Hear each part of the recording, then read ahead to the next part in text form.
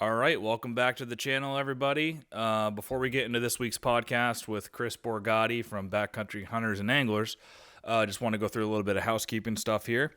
The scavenger hunt that I put those 7 all-access passes to Huntstock out in the woods, I was wondering who had got those tickets.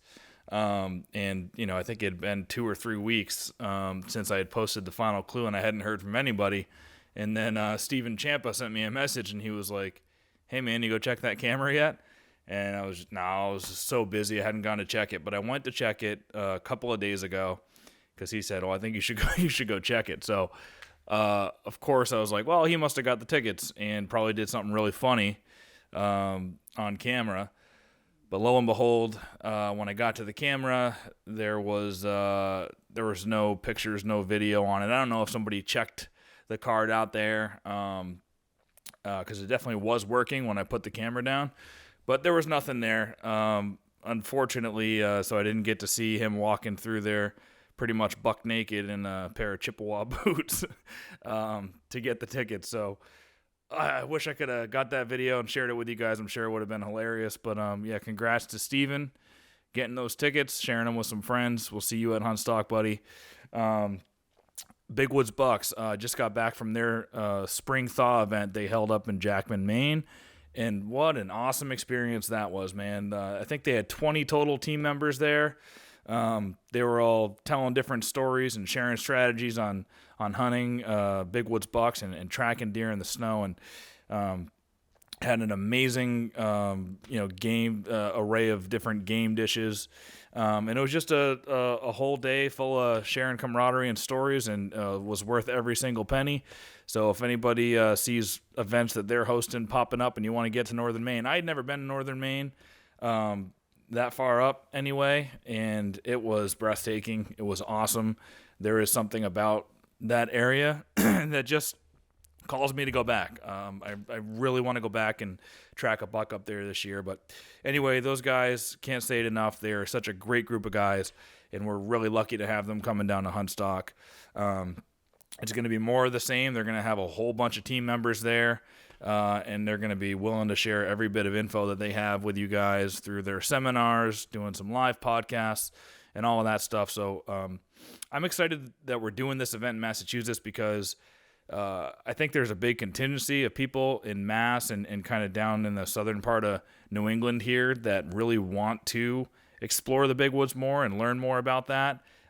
So bringing those guys who love the North this far south is going to give all you guys an opportunity to go meet them. But just wanted to recap how awesome that event was. So thanks Chris Dalty, Hal Blood, and the whole team for having me up there. Scotland went up there too. He already can't wait to come and track a deer up there. What else we got? The Reedy's Pig Roast. So Reedy's is doing their pig roast on May 15th. Doors open at 10 a.m. Dinner is served at 12. And if you want to get tickets, I'm going to be going down there. I'll be there with my wife and my son. I'll probably bring some podcast equipment as well. But if you guys want to go, you have to order your tickets in advance for that because you get a free t-shirt with your ticket. The tickets are $30. Get you the dinner, get you a free t-shirt. They're also having awesome door prizes. They're giving away a brand new loaded Matthews bow, loaded PSE, and a loaded Hoyt. So really awesome opportunity at some door prizes. We'll be giving away some Huntstock passes there as well. But make sure you call the Reedy shop or stop in person in advance. I would probably say at least 5 days before the event. Get your tickets, tell him your t-shirt size, so he makes sure that everybody has the right size shirts when you get there. So that should be an awesome event. Look forward to seeing some of you guys there. You can still get Huntstock tickets at Reedy's in person as well, the hard copy tickets, but you can also get them at the door as long as we don't sell out online before that. On the Huntstock note, volunteers. So volunteers are going to be a really important part of the event. They're an important part of any event. So if anybody wants to volunteer to help out at Huntstock, I'm looking for about 20 volunteers per day. There's a Friday, Saturday, and a Sunday shift. Send me an email at huntsuburbia@gmail.com. Put volunteer in the subject line and just let me know that you're willing to volunteer, and what days you might be able to volunteer. So what do you get as a volunteer? You get a free all access pass to the rest of the days. So you get 2 free days. You work 1 day, you get 2 free days. You get to shoot the course for free, the archery course that we're going to be building, which is going to be a 20 target course. So nothing too serious, not going to take a ton of time, but it'll be a fun, challenging course anyway. But we'd like people to be able to go out and shoot a course, but also enjoy all the awesome seminars and podcasts and stuff we have going on in the festival area without being away from it for too long. So anyway, volunteer for 1 full day. Get the other 2 days for free, get to shoot the course for free, get a free t-shirt. You'll get your door prize raffle ticket just like every other entry gets, and you'll also get a raffle ticket for the day that you enter as a volunteer to a special volunteer-only door prize. So if you're a sponsor and you want to donate something cool to the volunteer-only door prizes, hit me up. We're going to make sure we have some awesome prizes there too. So a lot of great value. Totally needed. We need volunteers at the event. It'll be helping out with parking, helping out in the merchandise tent, helping out in the registration / entry tent when people are coming up to buy their tickets, and on the 3D course, probably some help there too. So again, just looking for 20 volunteers per day. Great way to get some free entries, meet a bunch of awesome people, and get some great value. So that would be much appreciated. Shoot me an email, huntsuburbia@gmail.com. Last thing, so Corey Ryder from the Maine Woods. He's an awesome guy. He just can't make it to Huntstock, so he had to back out. So he will no longer be coming down unless something changes last minute. But also we've got more people. We're adding more people to the seminars, more people to the podcasts, and we will be adding plenty more throughout the summer as well. So we'll be making those announcements. But Joe Judd, who I've been speaking with, great turkey hunter, turkey caller, he's going to be coming doing a couple of seminars at Huntstock, and he'll be there on behalf of, I think, one of the brands that he reps. So we're happy to welcome him into the fold. And other than that, man, Huntstock is rolling. It's looking great. We're praying for awesome weather, and we're getting into the summer here. Another thing, you'll hear about this on the future podcast, but it looks like I'm going to be going out west for a hunt, my first Western hunt this year, going to North Dakota. Chris Reed said it was his favorite place to hunt in the world. I've heard a lot of people say they love hunting in North Dakota. I'm going to go check it out with Dan Jarris and Kevin Polis, and we'll have a podcast coming up talking about preparation for that trip. But it definitely looks like I'm going to need to really – this gives me the motivation to learn how to get into a saddle and climb efficiently, because you need a saddle out in that country. You're not going to be hauling in a climber if I want to get up into a tree. So all of that is brand new to me. That'll be kind of a journey that will follow. You guys can follow along throughout the summer as I prepare for that, and we'll get some great video footage while we're out there. And yeah, that's pretty much it. Enough rambling. Let's get into this podcast. Thanks again. Please subscribe, like our videos, give us a 5-star rating on iTunes and wherever you listen to your podcast. That stuff helps a tremendous amount. Thanks a lot, guys. Appreciate it. All right. This week's guest is Chris Borgatti from the New England chapter of Backcountry Hunters and Anglers. Chris has been on the podcast before. He is back again to give us an update on all things conservation in New England, what's going on with some laws that are being proposed, and just basically give us the whole rundown on all news related to conservation and what you guys can do to help conserve this sport that we love so much. We'll talk a little bit about Huntstock and what Backcountry Hunters and Anglers will be doing there. In addition to giving a seminar or two, they will have an awesome festival experience where they're going to build a model of what a Western style or remote style base camp would look like if you wanted to get into building your own remote camp and paddling stuff up a river deep into the wilderness and hunting out of that. So they'll have that on display. You can see the type of gear that you'll need. But anyways, here he is, a great guy, Chris Borgatti. Crack this first. All right, we got another episode of the Hunt Suburbia podcast, and Chris Borgatti's here again. Yep. New England Backcountry Hunters and Anglers. Last time you were here, you were what, the chapter?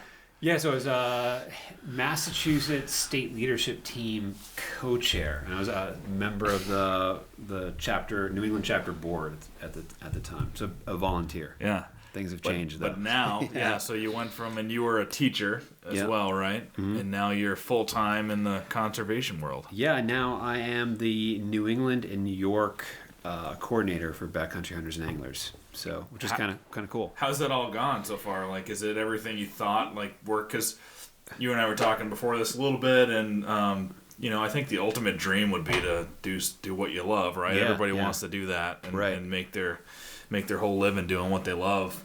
For me, I just think it would be hard to. It's that taking the jump to try to go to at least a 1-to-1 replacing of the salary, and I don't see how that could happen. But yeah, it was a tough thing. Like, there was definitely some perks to what I had going on. Like, for instance, like I was working in a fantastic private school, and my boys could have gone there for free. Yeah. So that was like the big kind of like, thing I had to put it in the balance. And you didn't negotiate that into your severance? No, that's not how it works. However, it was one of those things like, here was like, I had this really good opportunity.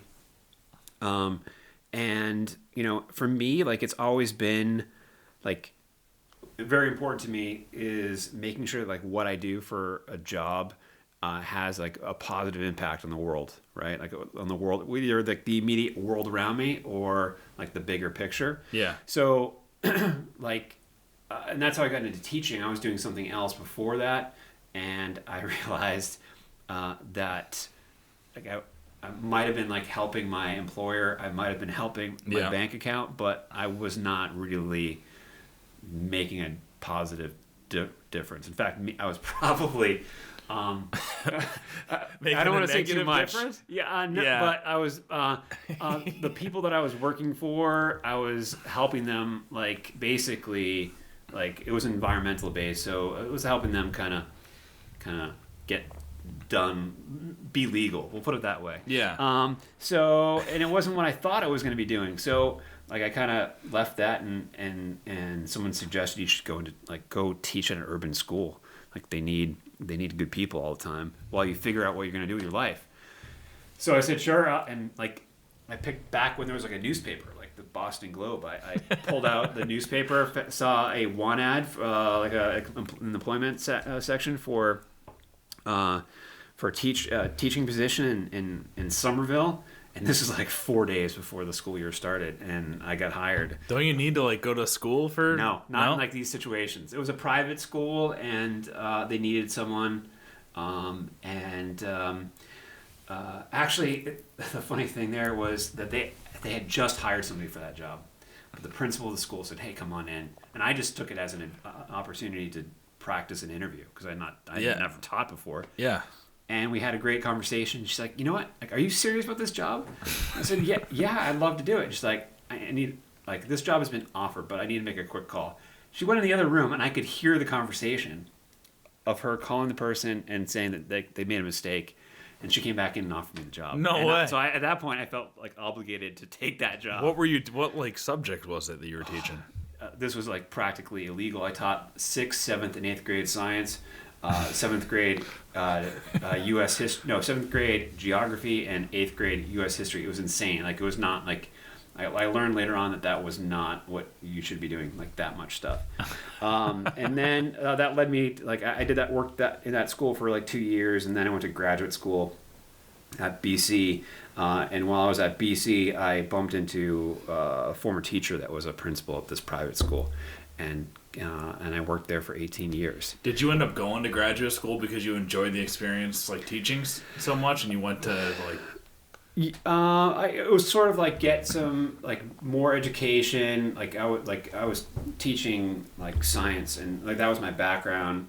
anyways, And you were like reading Wikipedia pages, or was that was before Wikipedia? Yeah, it was definitely before Wikipedia. My first day in the classroom was 9/11. Wow. Well, not first day, first week. That's crazy. And yeah, so like that, put that in context. I think I was actually in 8th grade science class when 9/11 happened. There you go. So anyways, long story Man, short. you look young for your age. I appreciate that. Appreciate that. 3 kids, man. Geez.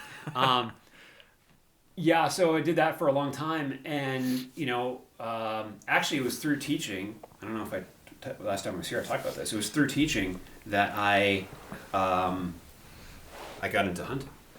I mean, I've always been a lifelong angler. Like I was for a long time I was like a diehard fly fishing only elite purist kind of thing. Fortunately, I snapped out of that.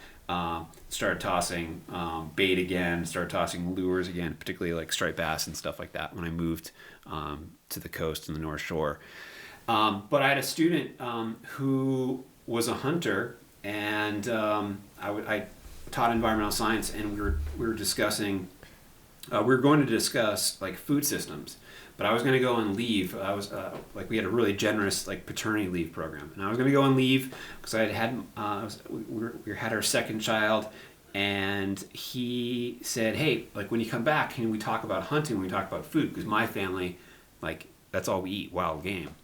And I said, "Yeah, I guess we can." I don't. Even then, were you only eating wild game, or? No, this kid was only eating wild game. Okay, This student, yeah. So, so he was only eating wild game. He's like, "Can you talk about hunting?"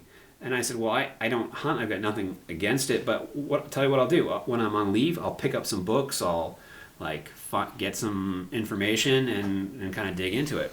So that's what I did. I read a few books. I read Ranella's Meat Eater book. A few other books that kind of gave me some perspective. And as I was reading this stuff, I was like, why the hell am I not doing this? Why am I not doing this? So we dug into that when I got back to school. And in fact, Steve Ranella talked to the class. And which was huge. At the time, I didn't really I just read this guy's book. That's cool. Did he come out and talk in person? Not in person. I mean, he was in Seattle, I think, at the time. So we did a Zoom. Yep. Early Zoom days or video chat, and and then shortly after that, hunter safety. One of my first hunt with my cousin, only person in the family that hunted down in Virginia on this beautiful. Private hunt club. That was a three How many years ago was that now that you got into hunting? I think we did touch on it in the first podcast. Yeah, I think it was we were actually just talking about this past weekend. I was down there in Virginia for that cousin's wedding, and I had this little card that was my pass to this property, and it was I think it was 2016, so not too long. Yeah. So from there, I got into, I started getting more interested, and I thought find some like-minded people, and learned about BHA and became a member, started volunteering, and then next thing I knew, I was on the chapter board, and fast forward after a few years of that. Being that board, the work that we did as a chapter sort of created the situation where we needed more support from HQ. Yep. And where there's growth, where there's energy, the organization definitely puts in resources, and so they decided to hire a coordinator for New England and New York, and put my name in the hat. Bunch of interviews and things like that. Later, I was offered the job. Yeah, so it's super cool that you're doing another thing that you love, and I think going back to just saying that you have to work a job where you feel like you're doing something for the greater benefit, which is awesome. My day job with Spartan race, I sometimes feel both sides of it. Am I doing something beneficial? Yeah. But at the end of the day, Spartan Race has a great mission and getting kids off the couch and not playing video games constantly, getting outside, working out, and transforming lives, right? So I have that, but I'll tell you, straight up, so like I've done a bunch of like endurance sports, I competed at a pretty high level and a bunch of different things, and I've never actually done a Spartan, but I've been to Spartan races. Yep. I was blown away, like blown away. What really impressed me about Spartan is that the community, first off, the kind of the community atmosphere. Yeah. But two, like it is a diverse group of people. Oh yeah. Every walk of life, like so many different walks of life, and people are motivated. People the energy there. Yeah. It was awesome. So I've been to a bunch of them, and I left really, really impressed because like a lot of the stuff, the crazy stuff I do, I mean, it's not that diverse, right? Like it's just not. Yeah. When you show up to like the national championships of marathon swimming, it's not going to be anywhere near the festival. Yeah. That a Spartan race is going to be. So or the elitist fly fishing, right? Yeah, or any of that stuff. So yeah, like I think that's pretty cool. I think that's like I would say yeah, like that that stuff like for people to take those risks and to try something new. Yeah. Like that's a life-changing thing. Yep. So yeah, so that's been good for me. But this also, like the podcast, getting the word out about things. People are always constantly reaching out about how they appreciate the podcast, and they're learning so much. Sometimes it doesn't feel like I am being a mentor to people, but I am through the podcast, and I don't even realize it. Oh, yeah, totally. But we can talk a little bit about mentorship and why that's important. And it seems like you're a natural mentor, and then like BHA's got a big positive impact on mentorship. Yeah. Like mentorship, I think is huge because, like even if a person doesn't become like a diehard hunter like us, like even if they dabble in it for a period of time, like their attitude and perception of hunting and conservation is going to change. Yeah, and that's a win. Even if someone comes to like an event and maybe they don't even finish like taking hunter safety, it's still, assuming they have like a positive experience, maybe they just can't fit it in their life. I think it's still a really good thing. And there's definitely been huge increase in interest, particularly with the pandemic, and that sort of hit our mentorship program kind of in a tough way because so much of that mentorship program was like one-on-one relationships, but like with COVID, it became a little more challenging. So we've kind of had to shift to a more like virtual type of event or system, or in other cases, like in Vermont, like we'll try to do like a seminar type of event where we might focus on say we're doing like tracking or something. So people might come for like an afternoon or for a full day, or like a turkey weekend kind of thing. But like here in Massachusetts, we've done Dave Larson, who was my colleague when we were both, or when I was the team leader for Massachusetts, or co-team leader with him. He's been doing this great mentorship thing on Thursday nights. It's just like a Zoom call, and like people we have like there's a loose sort of agenda. They might be talking about like turkey hunting or calling or whatever, but people come with questions, and it's like a safe space. Like we've got we're both on like Boston Bow Hunter for of course, and like that's a pretty safe space, but still there's a little bit of ego. It's open for no one's gonna say, dude, that's a stupid question. Yeah, that's not gonna happen. So like no one's gonna give you a hard time for asking where like your closest processor is. It's so funny. I had just this little quick sidetrack. I wrote a parody song the other day because I love music and I like writing songs, and I wrote one that is like a pop punk song about getting your first deer. Yeah. And it's the rah like, this year will be the year that I shoot my very first deer. Do do do do. And there's a line in there where I talk about posting up I saw some deer crap, took a picture, posted it online, and said, "Is this a deer poop?" And everyone's like, yeah, that's a deer, dude." Right. Because that's the thing. You always see, I don't know if you're on the Reddit pages and stuff, but people are like, "Hey, can you identify this poop?" Yeah. Yeah, but for beginners, they don't know. Yeah, and it's one of those things too where like as you and for a lot of people the progression is like, oh my god, did I really ask people that question? Because like a year later they look suddenly back. you go from like on Onyx marking like deer scat to like, oh god, it's everywhere, like what? Yeah. To then then you start to see things you didn't notice. You start seeing scrapes or rubs or whatever. Yeah. So it's funny.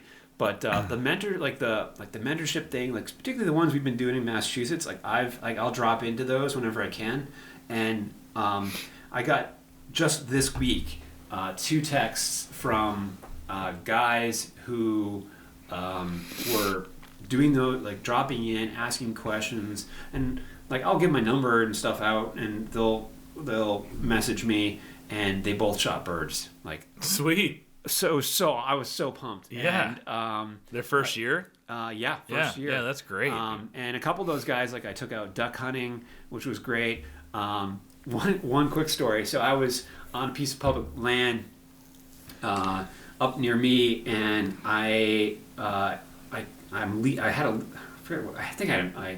had work. I had to go to a meeting or something. So I got back to the truck, and there was a car parked next to me that wasn't there when I came in, and it had a meteor sticker. It had like Ranella and Patelis for president sticker or something. So it's like, oh, that guy's, like that person's, that's got to be a BHA like-minded person. Yeah. So I put my BHA, my business card, on his like windshield, and just like a little note, and just said, I hope your sit was better than mine, because I didn't see anything. Yeah. So I said, feel free to give me a ring sometime. And he messaged me, or he called me. And was this a deer hunting set? Yeah, it was a deer hunting set. Yeah. So he called me, and we chatted for a while. He was a new hunter. And I said, I saw that sticker. That was why, the bumper sticker. So I just figured I'd reach out. Super nice guy. And he had driven up from Boston, and so I knew he wasn't from around town because I saw the parking sticker, checking out the competition. And he called me up, and I said, hey, I think it was like on a Wednesday or Thursday. I said, tomorrow night or tonight we have this mentorship thing. You should drop in. So he drops in, and he like asks a bunch of questions, and he was like, like listening, and we talked about different scenarios, and after the call he sent me a message, thanks so much, like I got a lot out of that, and the next day he messaged me back. He said, I took what we talked about and I just shot a buck. He shot a buck with his bow on the ground, and I was like, yes. Wow. It was like I was pumped for That's this guy. really cool, man. Yeah, I was so pumped. He's like, I went back, changed my setup, and he had this nice, nice buck walk right in front of him, and Dude, he did a little. I think he did some grunting or something like that, and it paid off. That is really great, man. That was pretty cool, and he became a member. I took him out duck hunting later on, and this guy's like, he's all in. He just went on a trip to like Texas for hogs, and like but yeah, it's a big part. Like, are you guys still doing this call every? Yeah, is it every week? It's every during the seasons. It's like every 2 weeks typically. Yeah. So yeah, if you're interested, if you're listening to this, you're interested, you can send an email to Dave at Massachusetts at backcountryhunters.org, and just mention the mentorship thing, and you'll get a link to the thing. What's the email again, Dave? Oh no, it's Massachusetts. Okay. At Backcountry Hunters and Anglers. So okay. That's the state page, and he will check that email. Sweet. He has it set up. He's a teacher too, and he has it set up like a Google Classroom. So he has like resources and things like that. It's been good. Like, it's like for me, like, I'm on Zoom and doing stuff like that all day. But it's a fun one. Like, it's usually on Thursdays at 8. So, at the end of the day, I'm still like, yeah, it's fun to go talk to, help support new hunters. Because I was one of those people. At one point, other than my cousin, that one or two trips I did with him down in Virginia, that was it. Self-taught. Like, I got a little assistance on the waterfowl front the last 2 years, but I dug into the podcast. I dug into like Eberhard books and all that kind of stuff to kind of figure it out. So if you can sort of shorten, and recognizing too, like not everybody is like probably like you or I who are just like let's do this. Some people definitely need a little more support to kind of get them there. So, you need a mentor, whether it's even you can listen to all the podcasts you want and watch YouTube videos all you want, but some people, they're still on their own when they go out in the woods, and it still seems overwhelming. Yeah. Like my buddy Scotland, and got him into it. He's all gung-ho. We went up to Jackman, Maine 2 weekends ago for the Big Woods Bucks event they had cool. up there, and met all the team that I hadn't met before, and just it was awesome. Like I envisioned what they did there is like what this virtual room is that you guys do, where just a bunch of more experienced guys in a panel and other guys who might be experienced in other outdoor stuff, but maybe not so in tracking. Getting to pick the brains of those guys who have cumulative 1,000 years of knowledge probably on tracking. So it was great. But Scotland's gung ho. He just got into hunting 2 years ago, and he already, he's into saddle hunting. He's like really figuring out how to. He probably knows more about bows and arrows and trajectories and all that stuff than I do. So he's geeking out on that. He's geeking out on it all, yeah. And he wants to go track a buck in Maine now. Like he's just all in. That's cool. Seems like you guys do a lot in Vermont too. The Vermont BHA. team's Vermont team's super active. Really strong team. Actually. One of the heads of the Vermont team is one on that Big Woods Bucks team, Matt Breton. Oh yeah, he is awesome cool. guy. Yeah, awesome guy. Yeah, I met him. He was up there. Yep, awesome guy. Super knowledgeable. Like just has a real knack for it. Great hunter, great tracker, obviously. And him and his dad, they get it done. So and a bunch of other guys up there. Like they're just really well networked, just good resources. Like I spent a lot of time in Vermont, so like it's like sort of like the second home. So I love kind of connecting with those guys, and like they're doing all sorts of cool stuff, from habitat projects, legislative stuff. Like right now in Vermont, one of the conversations we've been having is around this invasive fish species called the round goby that's coming in through the New York system, and it's the concern is that it's going to use the canal system to get into Champlain, and like generally where this from like Lake George and going up through there, or coming up through that lock system. So I think it's the southern portion of it, the New York side, obviously, and there's a couple locks that they've basically come up to.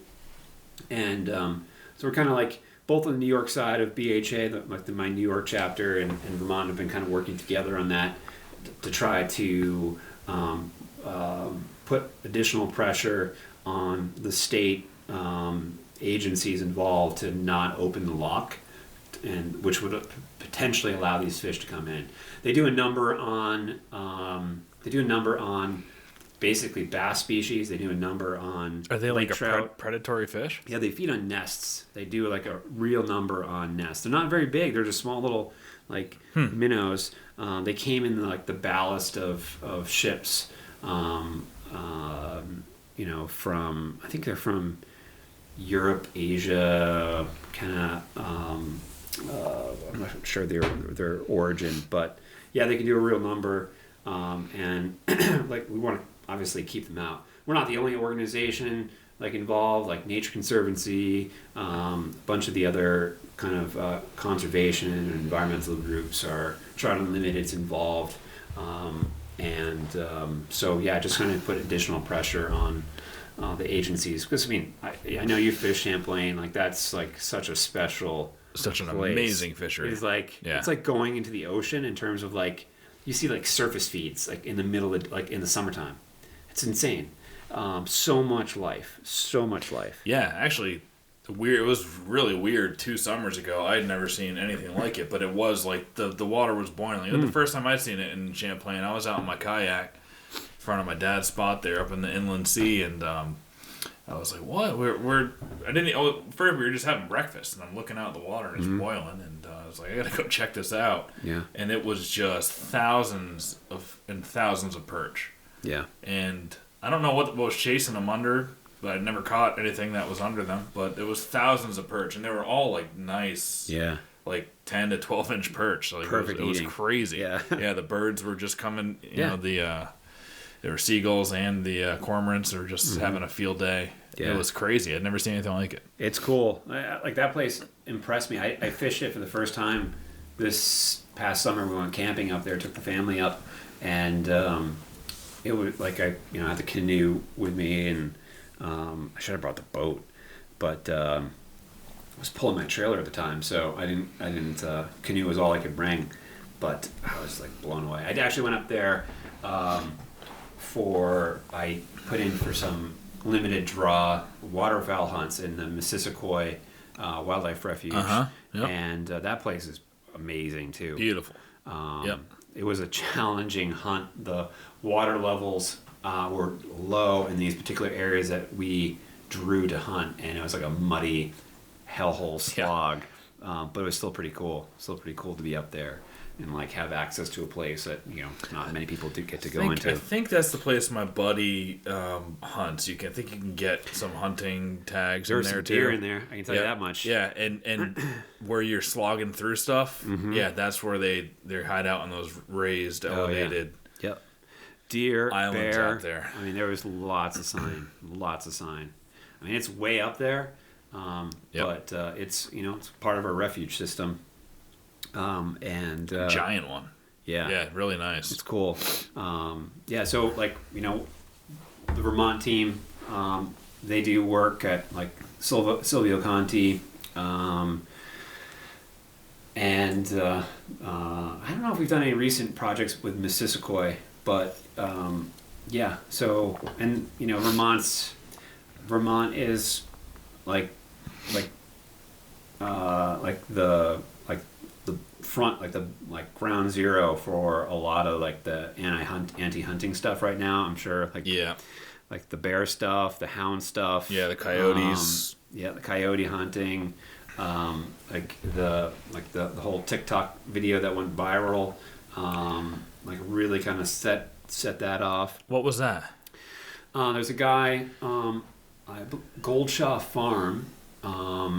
He runs this, has a like kind of a smaller. I don't want to say it's a hobby farm, but maybe I don't know what the technical term. Gentleman's farm, maybe is what you call it. And he raises some ducks and things like that.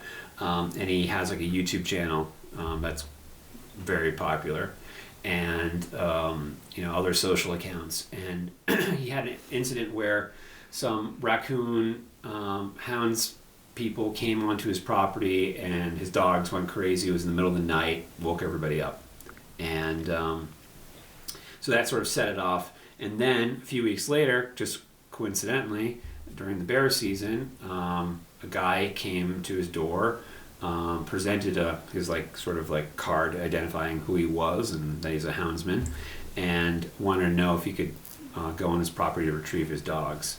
And that he like videoed that whole encounter, and that went viral. I mean, we're talking like millions of views. Why? What happened in the video that was so? Because he was like really upset that these and he was really calling for change that regarding like trespass laws and things like that. It turned out that he hadn't posted correctly. And I was wondering if it was posted. It wasn't posted correctly, and so there was a few issues like this.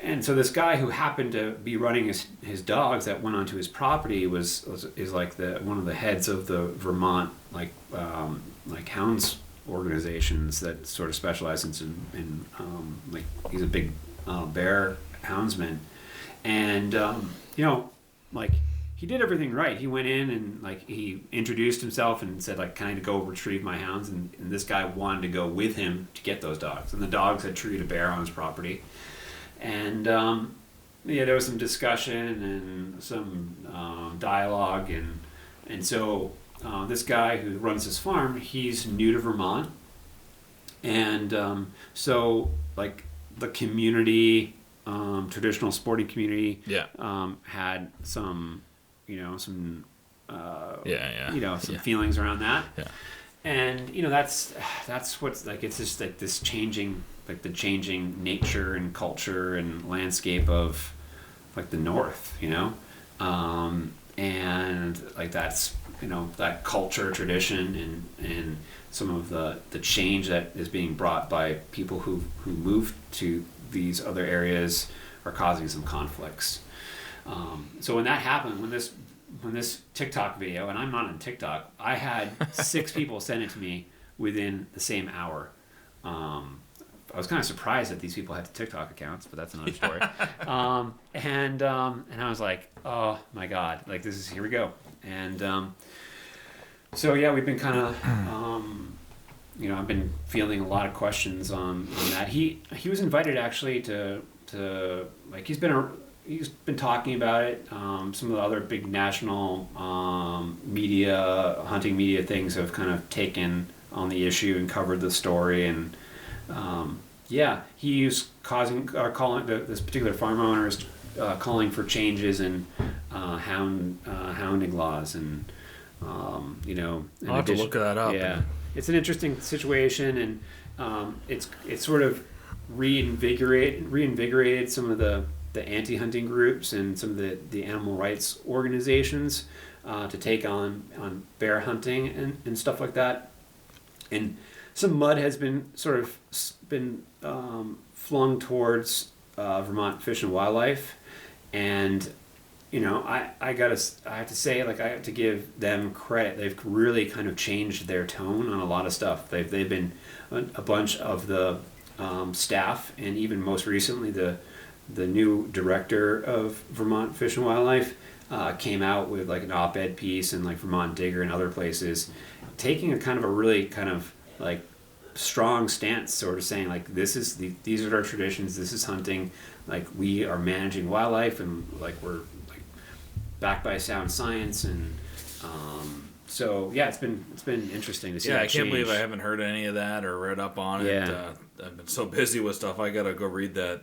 I would love to read that op-ed. Yeah, the most recent one, like I said, the director just put one out, and it was a really, like, I think it was for a lot of people in the more traditional hunting communities, it was a good thing to hear. I mean, I'm sure like you can't please everybody. No, but a refreshing take. But yeah, it was clear that like that they're standing by hunting, that they're standing by like bear management and stuff like that. So yeah, it's a tough thing when you got all those really long-standing traditions in the Northeast for allowing open hunting, and when money from cities and COVID probably pushed that, and people from the cities moving out into Vermont, New Hampshire, Maine, and Western Mass even, and then you start posting up land. What is the solution to it? I mean, it's really hard. So yeah, I guess joining organizations like you guys can probably help. Yeah, I mean, definitely. I mean, like, private land's a challenge, right? Like, BHA is a public lands organization, but like we also are a voice for like, the sporting community. We're also a voice for wildlife. So, but I think as these trends kind of, they're going to continue to go that direction, unfortunately. Yeah, which is going to make that's just the nature. Like we are, we're making some impacts in terms of adding new hunters and things like that. That's no doubt, but it's still a very small percentage of the population. So I think like public land is going to become increasingly more important, and in states like in the north where there is still undeveloped land, like managing for that, trying to have state agencies or federal agencies acquire new pieces, new parcels, and manage and continue to positively manage the ones that we've got. Like it's going to be a critical part of the equation. And fighting against like the passing of, the new laws where you would require, it would suck in Maine, New Hampshire, Vermont to require written permission on unposted lands. Yeah, I mean that's definitely going to go counter to that traditional use, and it's a big cultural shift. But that feels like it's going to be inevitable too. Yeah, doesn't it? It just feels like that's coming. Yeah. Whether it's 20 years from now or however long it's going to be, but that feels like that'll be coming. New Hampshire has that debate on the written permission to put up a game camera on private land now and stuff, which Neil Pendleton's doing a good job with spreading the word out kind of organically about that and trying to oppose that. And I don't know, man. It just feels like... Yeah, it can be kind of depressing at times. Like when you start looking at like the legislative activity that is anti-hunting, it's tough. And so like, and sort of like things that go our way like are definitely like few and far between. Like there's definitely some good momentum and some of our New England and New York states. There are legislators that are willing to work with us and sort of see the value, but it's just like it's one threat after another, it's a like, for me that I'm in that space all the time now. Like I'm fortunate that like that's just not like in terms of what I do for my job. Like the legislative stuff is not the only thing. Yeah. Thank God, because I can put that aside. Like today, for instance, I had a few calls on some legislative stuff in Massachusetts.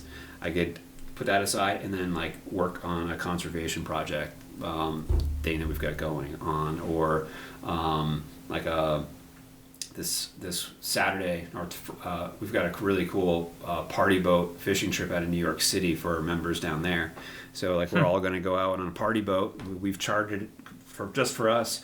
We're going to go catch some fish and cook them up and stuff like that. So that'll be great, like a great community builder. Yeah. And get people kind of connected to some of our ocean initiatives and stuff, and fishing stuff. So it's to kind of pull out of that legislative fight and the negativity that can be around that is definitely important.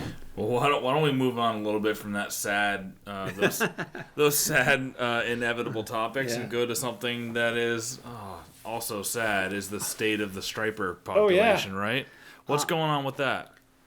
So striped bass this is something we've been working on for a couple of years now.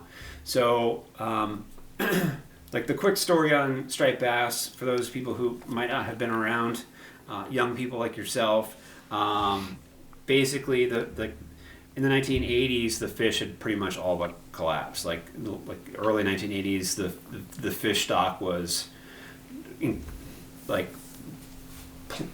completely overfished, just plummeted, and it was realized that action needed to be taken. And they had one year class of fish around that time that produced a large number of offspring. So the idea was, let's protect that year class of fish. Let's protect it. Let's put either in some cases it was some states had actual moratoriums where there was no striped bass fishing.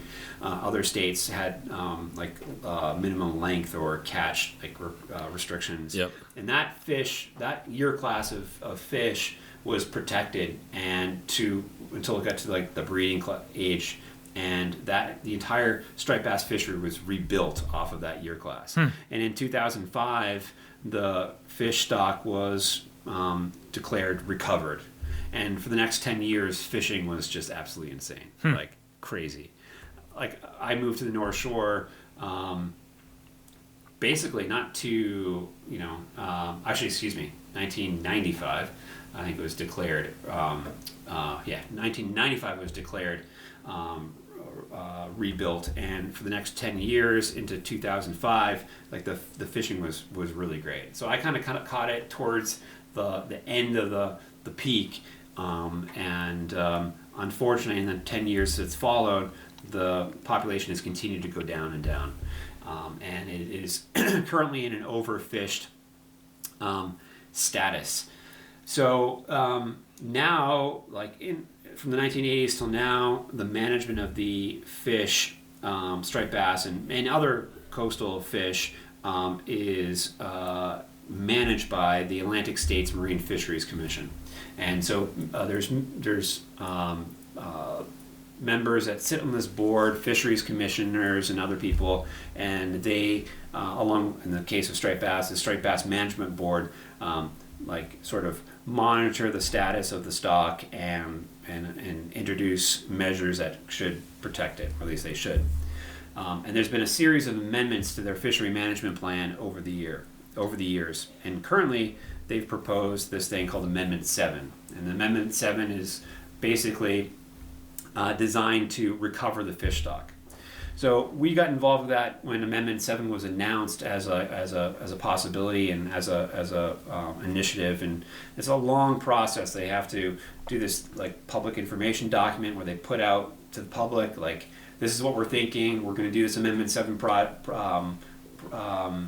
process. Like, what are your thoughts? What are your concerns? And so we started getting involved with that, and basically we're calling for recovery of the fish. Like, we want the fish recovered, and we want the fish when it is recovered quickly, we want it to be maintained, like these stocks to be maintained. So so recover, and then don't let it get back to overfished again. Don't let it get overfished again. And the ASMFC hasn't been doing a good job of doing that, right? And so we kind of want to hold them accountable and make sure that the fishery managers are like listening to the recreational fishing community. And that's who we're representing at BHA. We're representing, everybody who goes to the coast, either by a boat or from shore. Because striped bass, like, you can catch them, like anybody can catch them. Like, it's like every man's fish. I would imagine the people that are pushing back most on, or maybe it's not even pushing back, but it's like there's a fear of if, there's a couple seasons of, strict regulations that, they're the commercial fishing and the charters and stuff are going to suffer, and it's probably a kind of a big lobby against it, right? Yeah, it's a frustrating, there's definitely politics. But it's also that a lot of those guys probably want the fish to be recovered and booming, again. So there are definitely some states, some some groups that do have seats at the table that like have either they have blinders on, or they are willing to see this fish be fished into oblivion. Like, that's just a reality. Like, I don't understand it, but there's that voice. Some of them have been coming around. Like, some of those states, some of those people have kind of come around, and they've heard the public, and the public has been like definitely loud and clear that they want this fish recovered, and they want the fish stock to be maintained after it's recovered. Now, the thing about Amendment 7, like there are so many different things that could help recover striped bass, but unfortunately, Amendment 7 is like this menu, and the proposed Amendment 7 document is like a menu, and there's only so many different things you can order from that menu, which is frustrating. So it's not all the things. No, it's not all the things. So for instance, like we talked about commercial fishing. Nothing related to commercial fishing is in this plan. Now, the impact of recreational fishing on the fish stock, based on the research, is definitely significant. It's the biggest factor. You think the Cape Cod Canal is a little bit? Because there's definitely like the Cape Cod Canal is like an insane fishery. It's an awesome place to fish. It's a little crowded at times. My parents live down there. I do fish the canal on occasion. But even those guys, even the canal rats that have the place dialed, like, they have to admit, like, it wasn't as good as it was 10 years ago. Yeah, but seriously and honestly, do you think that, like, because I think I've heard and read on forums that people are like, that is negatively, and just the amount of giant breeding, breeders that get taken out of there is negatively affecting the population. I mean, I don't know. Yeah, I mean, fishery science is a wild thing. It's like, it's first off, it's a hard thing to study because, like, they're in the water. Like, it's a hard, like, we could that's fly. what I was going to ask first. Yeah. How do they even know, like, how do they get the assessment of the fish stock? Like, how are they doing that? So it's based on a bunch of different factors. So some of it's based on these assessments and on they look at the to sort of simply put it, like, the breeding success of the fish, like in the different areas in which they breed, the Chesapeake Bay being like the primary one. But there's also breeding that takes place and spawning that takes place in, like, say, the Hudson, which we talked about earlier. So they look at that success rate. They look at catch rates. They look at, like, the reported catch rates by the commercial industry, a bunch of different factors. Surveys. Surveys. And then there's, like, all these different models that they use to sort of calculate, like, the sampling models that they use to calculate the population. But you're right. Probably, like, one of the greatest assessments is, like, guys like the people who fish the canal religiously. They know what it was like, what their catch rates were like in seasons previously. Yes and no, because some areas still have, like, good numbers of fish. Yeah. Like, you can, like, so your local area might still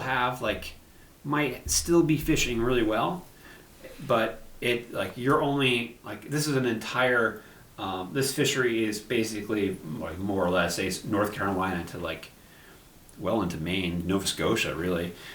So this is a huge area, and if you're only fishing, like, one area and you've got skill, you're going to take advantage of, like, you're going to still catch fish.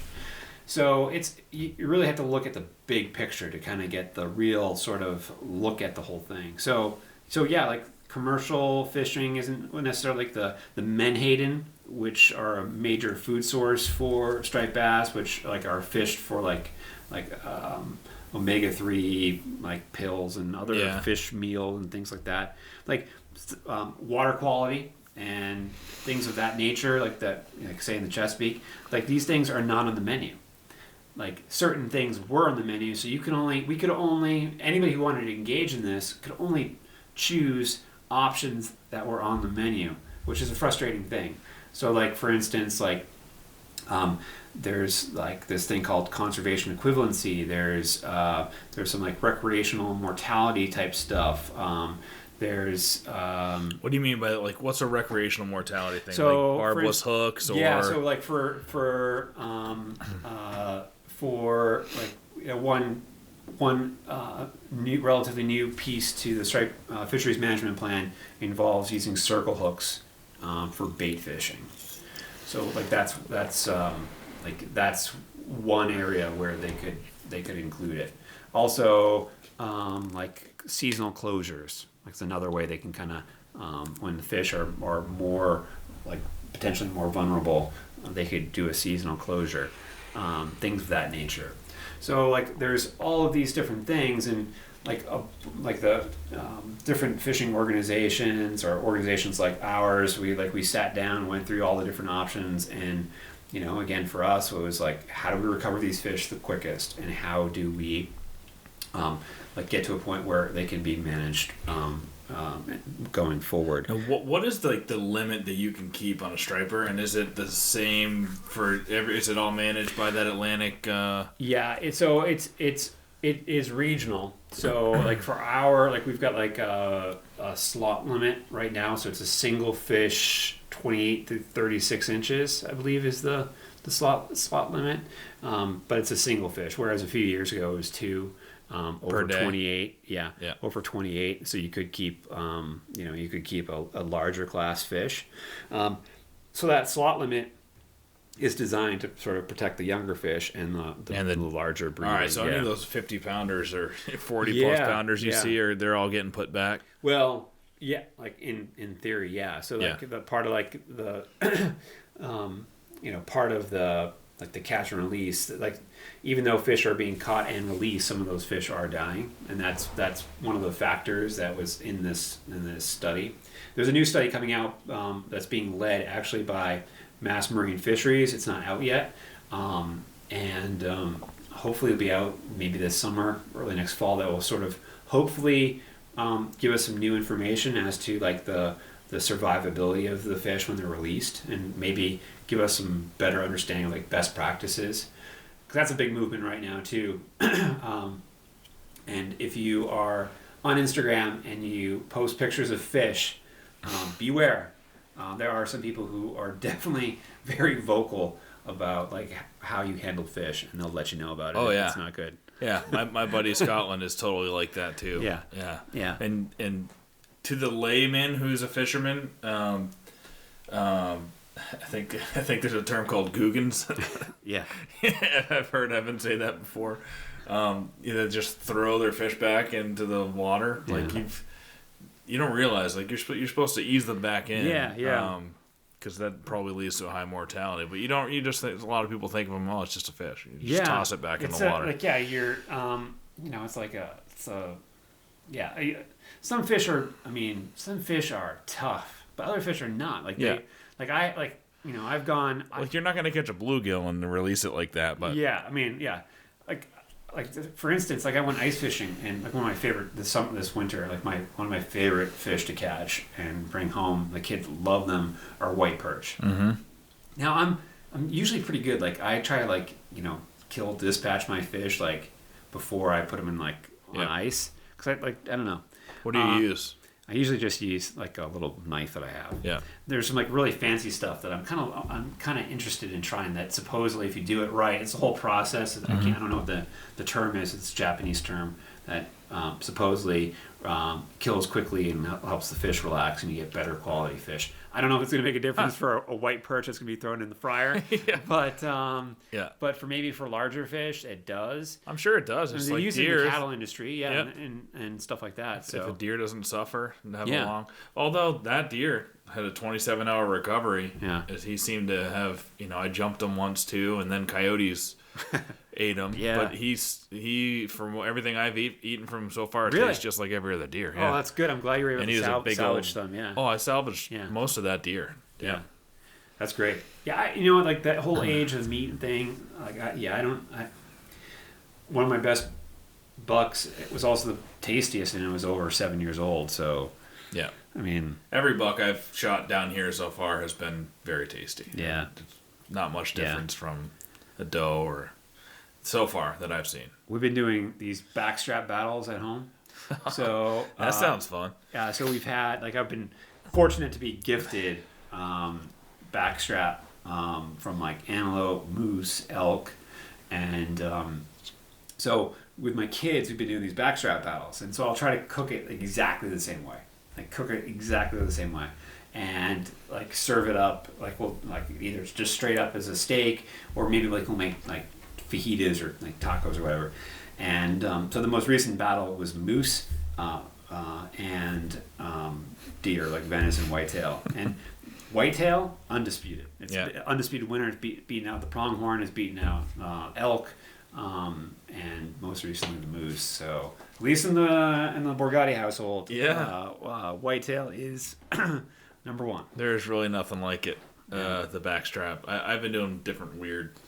Like normally I'd be like super elitist on my backstrap and say, fry it in a pan or grill it, but perfectly medium rare, and just taste it. But I tried a few different things. I kept the backstraps from that deer whole, and then just one was a half backstrap that I salvaged from the side the coyotes ate.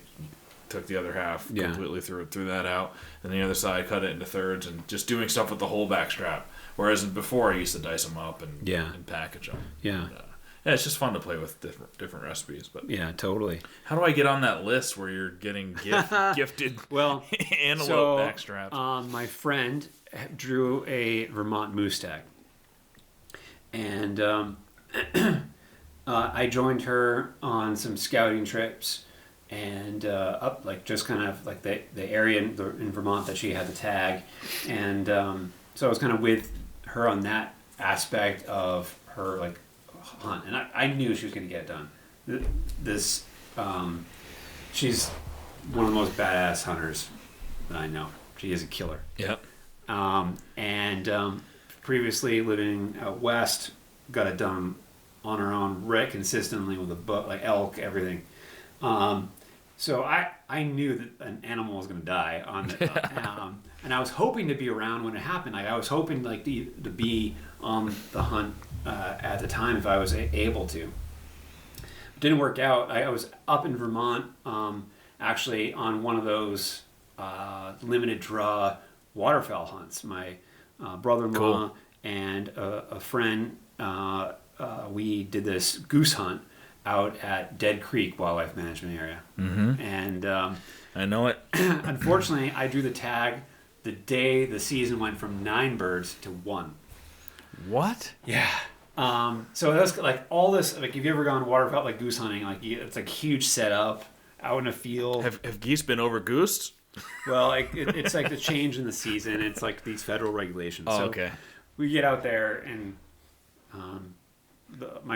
because if fish are overfished, then geese are over goosed, right? Yeah. Is that the it's got to be the scientific term. So yeah, we my friend of mine he's in the waterfowl space and great caller. Like I just let him do it all. He calls in 3 birds, perfect. He and I both dropped one. My brother-in-law was a new hunter, forgot to take the safety off. So 2 out of the 3 of us went home with a bird that day. And she was hunting at the time, and I just had a feeling that like I should stick around in Vermont before going back home. So like I had some meetings in the afternoon. So I went back to my my place in the Northeast Kingdom, which was in the area where she was hunting. And I don't know, like there's not great coverage up there. I pull into my driveway, and like my phone, the Wi-Fi must have picked up, and my phone just goes up. All these messages start popping up, and I had a text from her husband, and then that said she got one like on the ground, like, and here's where she's at. She's got 2 young kids, so he's with the kids, and I was like, do you want me to take the kids so you can like go with your wife and like see like help with the experience? And he's like, yeah, I don't think their kids are gonna go like with a stranger. I'm like, all right, understood. So I got the GPS coordinates, and I got a message from her, and she's like, bring food. Now, that goose hunt, I hadn't eaten all day. So I get up in the morning like crazy early. So you brought a goose? So no, that wasn't processed. I did clean that really quickly. And I go to the house, I have nothing. Like there's some kid snacks. There's like a few like little packages of Oreos. So, and then like a Cliff Bar. So 3 packages of Oreos and a Cliff Bar. I ate the 3 packages of Oreos before I got to the parking spot. So I put the Cliff Bar in my bag, and I had a backpack, threw the backpack on, hiked into the woods, and used Onyx to find where she was located. And it was in a freaking hellhole. Was she by herself? She was by herself, yeah. Wow.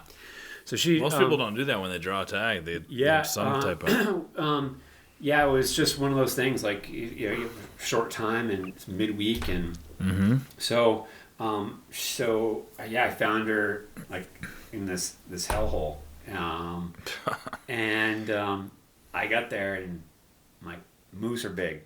Yeah, moose are big, and actually Matt Breton, he came out too. So I got there first, and I took the first load out, which was a hindquarter. It was just shy of 90 pounds. Jeez.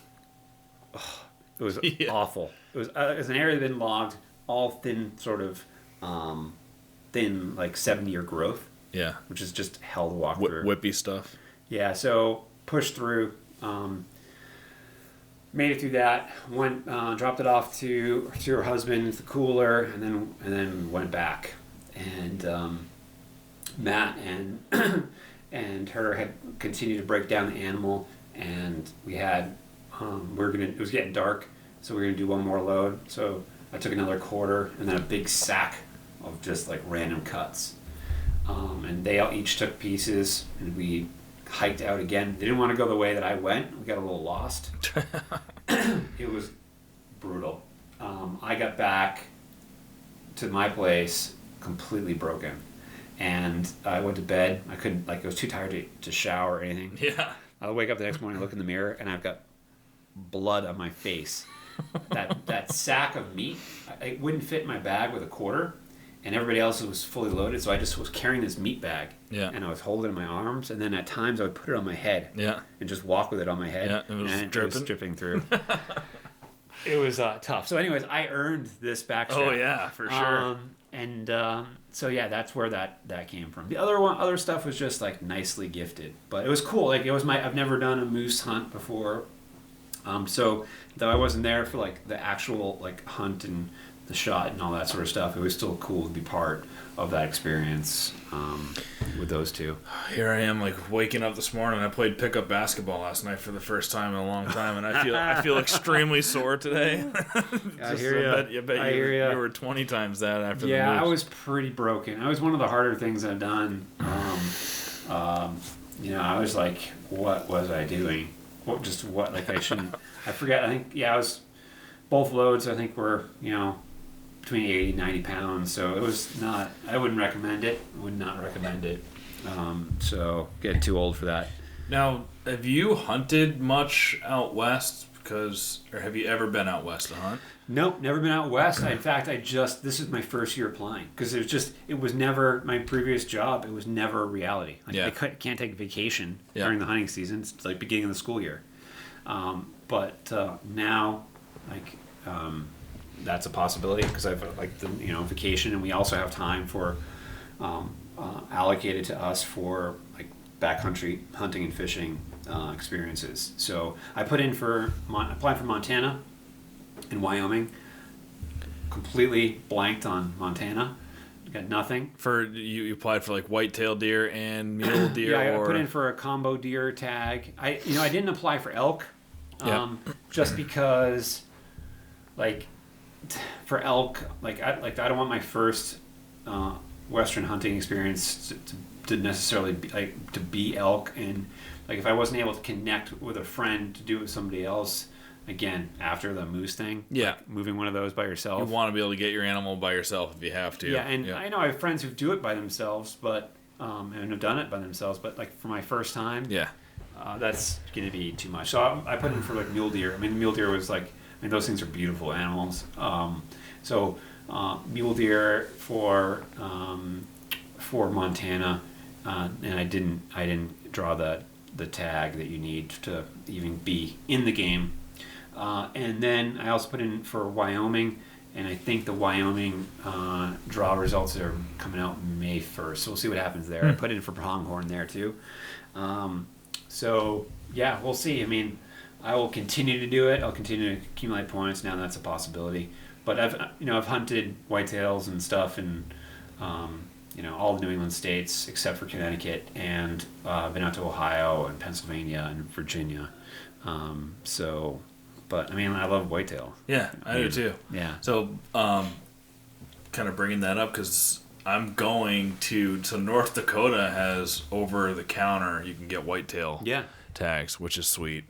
And I did apply for the Any Deer tag there too. Cool. So Dan Jaros and Kevin Polis, Dan invited me. He's been out there before, and pretty sweet setup. It's like a 10,000 acre private ranch that abuts into pretty much kind of like landlocked public land along the Missouri River. Oh, cool.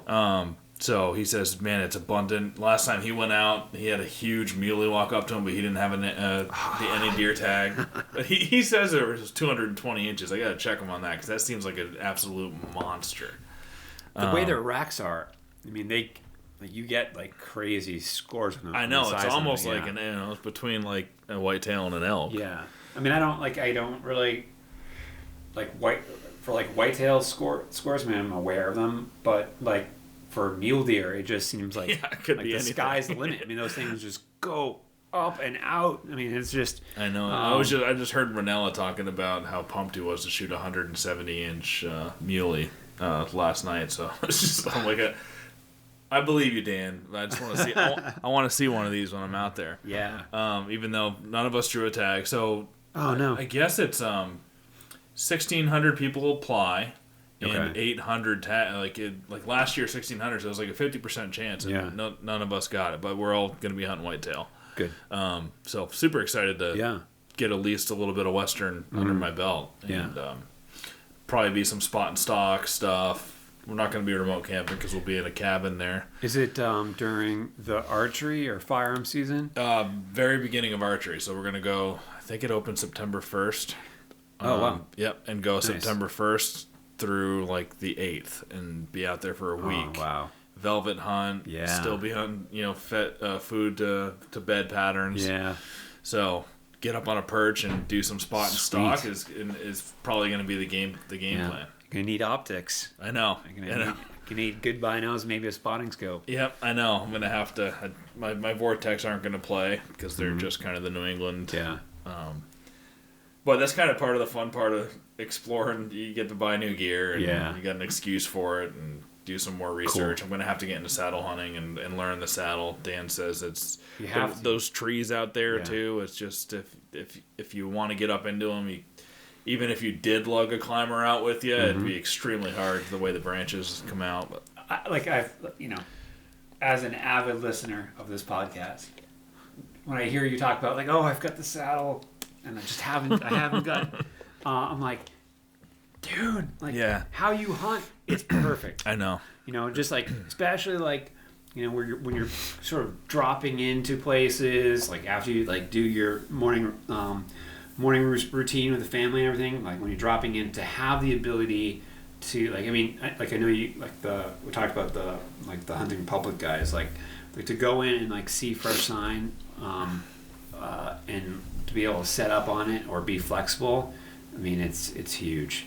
I think that's like it's a real game changer, especially not having to bring. I mean, unless you've got like preset stuff, but if you're dropping in like new places, it's just nice to have the option. Yeah, I mean, I'm primarily, when I'm in a stand, I'm a climber hunter, so I don't really have an excuse. My excuse is last year I had a crazy summer, a lot of personal shit going on, so I just didn't.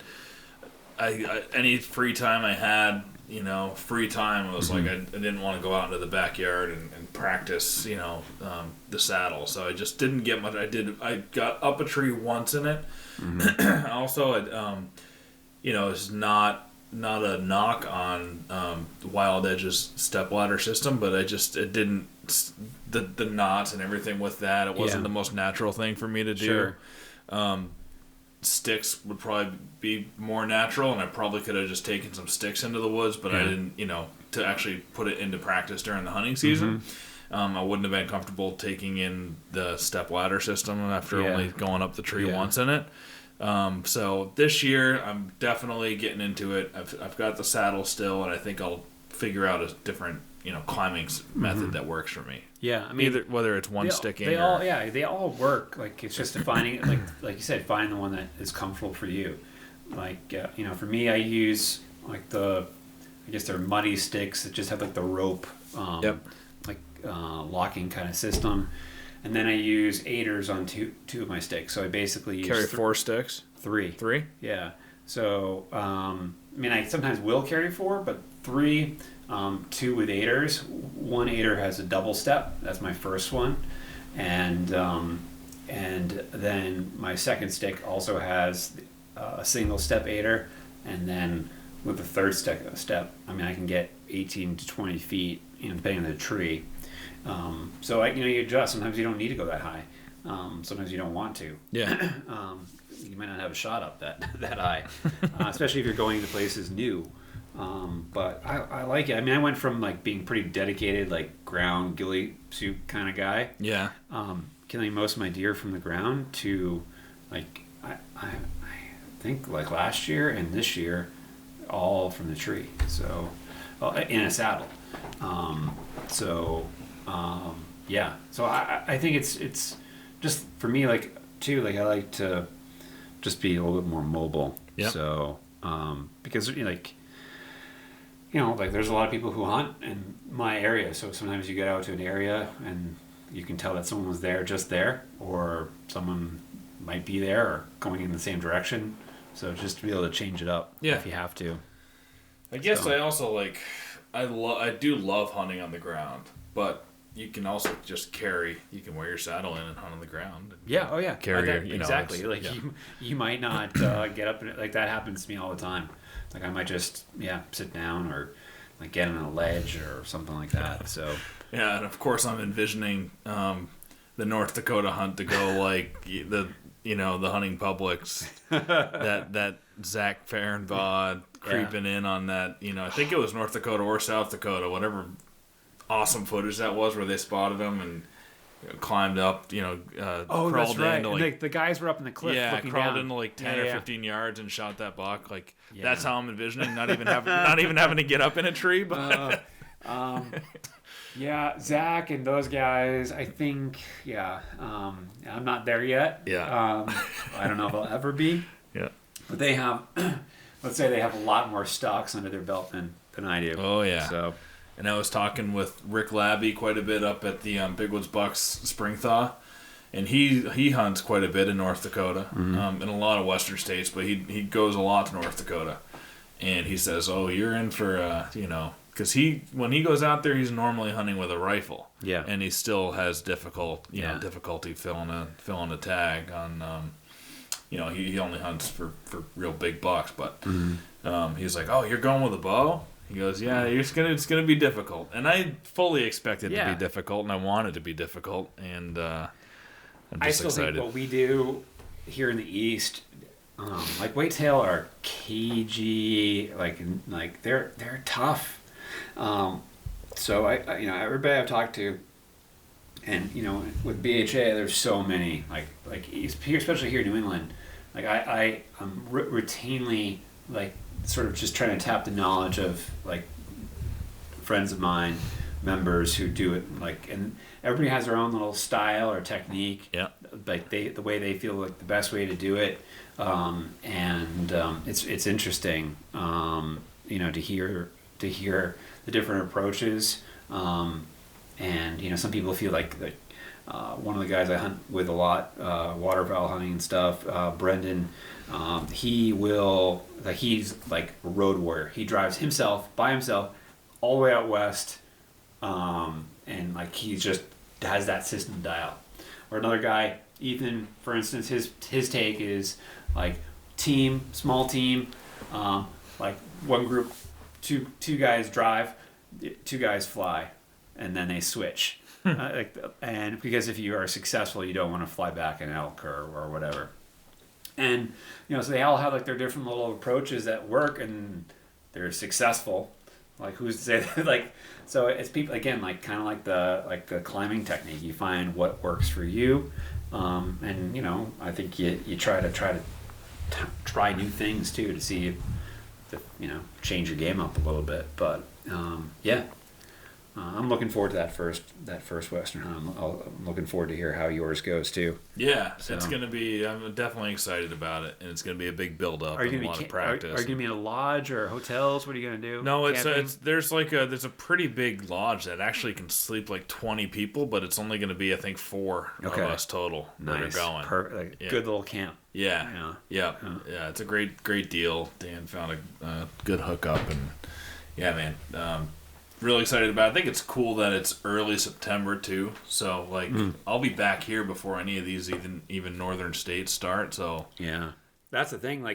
And I'll be ready to go with my saddle because I will have practiced with it out there in the field a lot. So I'll be completely ready here. Yeah, that'll be cool. That is the challenge. Like if you are like a diehard whitetail or really want to have goals or things you want to do at home, to go away for a period of time, definitely kind of takes you out of it. You kind of lose that little bit of rhythm. Yeah. So, unfortunately, I have a staff meeting in Montana, the opening week of archery here, which I'm kind of bummed about. I mean, other people are like, are you crazy? You're going to Montana? No, but it's archery opener here. I want to be at home, in a tree. And one of my beginning of the season, just kind of. Is it open? Is it open out there while you're there? Something will be. I mean, I didn't draw a tag in Montana, so I won't. You can't get a whitetail, huh? Over the counter there, or can you? I'll have to check. Yeah. And I don't know what the whitetail situation is where I'll be. I don't know what the whitetail situation is in Missoula. That seems to be like river bottoms around ag. That sort of seems to be like the Montana whitetail deal. And a lot of that is like southeast Montana. I don't know. I gotta get my Montana geography. I've never been to Montana. I'm going next week though. Oh, it's awesome. 2 weeks. 2 weeks we have our big party event rendezvous in Missoula, which will be fun. Yeah. Let me see. Spartan Race has a race in Montana every year. That's how I've gone. Oh yeah. And it's usually in May. It might be the same weekend, and I actually might be going. But yeah, Montana is gorgeous. Our race is like on the outskirts of Glacier National Park. Oh, wow. And it is breathtaking. Is that one at altitude? Yeah, it's I think the base is like 7,000 feet there. Where we do that race. Yeah. Interesting.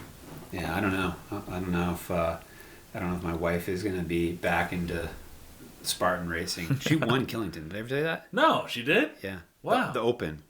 Wow, Yeah. that's great. Like, That's one of the hardest races we have. Crazy, too. right? Yeah. Wow, that's awesome. yeah, she was the top woman. I think 29th overall. Like, ridiculous. That's great, man. Wow. We'll talk offline. And she wants to get back into it. Yeah. So I think she's. I'll hook her up. Yeah. But I was like, what? Had she done any races before? She did Killington the year before, and I think she got like third or fourth. But that was like her first time doing an OCR? Yeah, first time. Wow. That's great. Yeah. So, anyways. So we have her pack animals. So let's talk real quick about your idea at Huntstock is to build a kind of what a backcountry base camp would look like, right? Or a boat camp. Like I think like we were just talking about Huntstock the other day with my manager, regional manager, and actually with the New England chair of the New England chapter, and we were saying like we're looking forward to Huntstock so much because it's not like it's not going to be set up like the standard. Yeah. Just tabling. Yeah. The standard show. The standard like tabling thing that we've done in the past. Our thought was to kind of create like a little like backcountry kind of campsite. Because I think a lot we've talked how many times in just this conversation has gear come up. Yeah. And so to be able to take from the expertise and experience from folks who spent this is what they do. Just to sort of look at the gear, maybe a tent or two, or cook system, or optics. Yeah. Old Town canoe. Yeah, Old Town canoe, pack canoe. Yeah. I think that would be really cool. To sort of because like I said, just a few of the people that I've mentioned, they've got like months and months of experience in some of them. Some of our our more experienced members, two guys, Rob and Eric, come to mind. Rob in Maine and Eric in Vermont. They're both retired. Eric's a former game warden in Vermont, and Rob's a forester, retired. And they do these epic backcountry canoe trips. Yeah. Like some of these trips are like a couple weeks, and they've been doing that for their entire lives. Adirondacks. Canada. People love those 2-week Adirondack canoe trips. Up in Canada, out west, Boundary Waters. everywhere they've been. Yeah. And so, when you've got that type of experience, people with that type of experience, that's awesome to be able to draw from. Yeah. To kind of ask a question, and again, in a situation where you're not gonna be like that's a dumb question. You're not gonna get that. So yeah, I think that'll be. That's sort of what we're kind of talking about for our little area. Maybe a TB tent. A lot of people are interested in those. Yeah. To be able to sure. check it out. Check out a sleep system. and kind of hear and see like how people kind of pack for that type of backcountry experience. Yeah. So Yeah, I thought it was a great idea when you brought it up, and whenever I'm not thinking about Huntstock like this year. My brain works like I'm thinking about what it would be in 5 years, and like that's just how I think about things, and like my vision a little bit is to have these giant overblown experiences where it's like eventually it's like like Burning Man does where like a brand will come in and own like a whole section and it's like set up like a town almost. Like obviously it's not going to get to that level, right? But I would love to have like these bigger experiences where it's like you've got the backcountry section of Huntstock, you've got the saddle area, and you kind of like walk into this like festival within a festival. You know what I mean? I know it won't be like that this first year, but it's still going to be awesome. It's going to be a great organic, built from the ground up event. But in the future, like I envision like a giant deer, even a giant deer that is made from wood that we like burn on Friday night around a giant bonfire. Like even like thinking that type of thing. With, I mean, I think like there's so much potential. Like down the road, like why not, like it's outdoors, why not have like an animal processing, watch someone. I talked to somebody at the Sportsman Show who they I don't remember who it was. I talked to so many people, but they said they could get a deer from a farm like that grow, would be a farm raised deer, but do a live butchering and processing demonstration there. Said he'd have to do it real quick so the yellow jackets come around. Well, that's just, like talk about getting prepared for the Western hunt in September. Like you guys are gonna have to be quick about it. But that's it's right after hunt, like 2 weeks after Huntstock. Get it in, cool it down. So like that type of stuff, like that. I think that those types of things are definitely a possibility. Just like we're putting on these like big like urban hunt workshop type things in 5 U.S. cities. The one I'm involved with is New York City, and working with the state agency of New York, they were like, if you if we can make it work out in like the city, like we can get you a deer, or we can get you pheasants, or and I was like, that's the state agency like stepping up, and so like I think like but my point is basically I think a lot of people like us, state agencies, the different other companies that you're working with, like I think we're all kind of like invested. We want to see it like be successful. So, which is cool. I like that kind of energy, just because again it's a different time of year. It's before the hunting season, and I like the idea. Like as a kid I went to fishing and hunting shows. And what do? You come back and you get like a bunch of brochures or stuff like that. But unless you went to like a seminar, you didn't learn anything. But like to go to these, like to weigh your vision, I think it'll be really fun. And I think people will like they'll come home with like great experiences and stuff, but they'll also come back like leveled up. 100%.